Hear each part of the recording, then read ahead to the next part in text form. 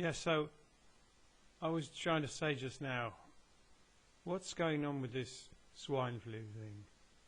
I'm probably just another voice. There's probably thousands of people already posted on YouTube or any of the, well, what seems like hundreds of video sites now. But what is going on with this swine flu thing? What do you think is going on with it? Tell you what I think is going on with it. Somebody's making billions of dollars. That's what I think is going on with it. Swine flu suddenly appears from nowhere and suddenly hits the newspapers and the TVs, and we're all getting panicked about it, and the government's got a massive site with loads of information about it all of a sudden. Yeah, well, I guess they've been preparing stuff about flu for long enough. But let's be fair.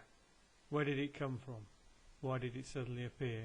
I think they'd have us believe that it suddenly came from nowhere, as if pigs and birds and human flus all got together and decided to appear somewhere in the middle of Mexico for some godforsaken reason. Well, doesn't seem very likely, does it? But I guess we can easily be fooled, can't we? Because how would we know any better? How would we know that pharmaceutical companies have been mixing potions for a while now and trying to get patents on drugs that were going to potentially treat possible flus if they ever appeared? And why would they do that? And how much does that cost? Well, we all know it costs apparently millions, because they've got to pay these big bonuses to all the top guys anyway, haven't they? So the thing is, the companies that get hold of the flu viruses and mix them up and create brand new flu viruses that have never existed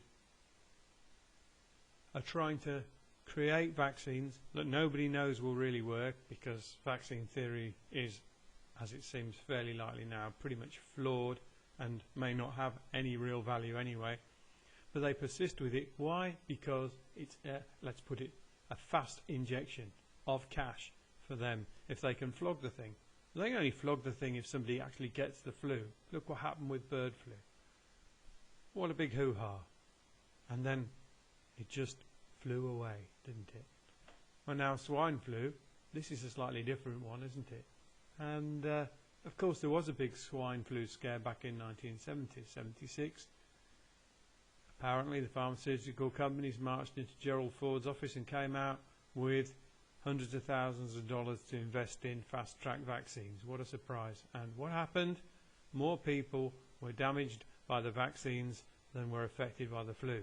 Well, let's just wait and see for another few years and see if that doesn't happen the same when everyone starts getting the jab in October and November or December, or whenever they say they'll have done all the clinical trials. Didn't I used to think that clinical trials lasted for years, not a couple of months? Well, it seems very strange now they can fast-track clinical trials. How do they really know what's going to happen to people in the longer term? And some of these new vaccines seem a little bit dubious, don't they? I'm sure you've read, like I have, about adjuvants. Well, they say at the moment, of course, there's no adjuvant-based vaccines that are going to be available. That is to say, they won't be legally allowed for use because nobody's quite certain about adjuvants. But I say, why would you want not only to stick a lot of toxic stuff into your system, but then put something else in your system that alerts that system to all the toxic things that are there even more, in an even bigger way? Why would you want to do that to yourself? Well, of course, if you get the flu, your system fights it off, it lasts 3 or 4 days, you feel really crappy, and then you get better. But what the papers would like us to think is you're going to die. Why do they want us to do that? Because there are people in the right positions with the right investments who want to see the pharmaceutical companies making billions of dollars. Because when the pharmaceutical companies make billions, then their shares go up in price, and the people who invested in them also make a lot of money. It's as simple as that. Just don't get drawn into it. Just keep your eye open, educate yourself, don't expose yourself to stupid risks, and basically avoid taking any of this bloody nonsense. That's all I can say. Well, good health to you. I'll probably be back sometime. This is the Naked Servile Savant, signing off for now.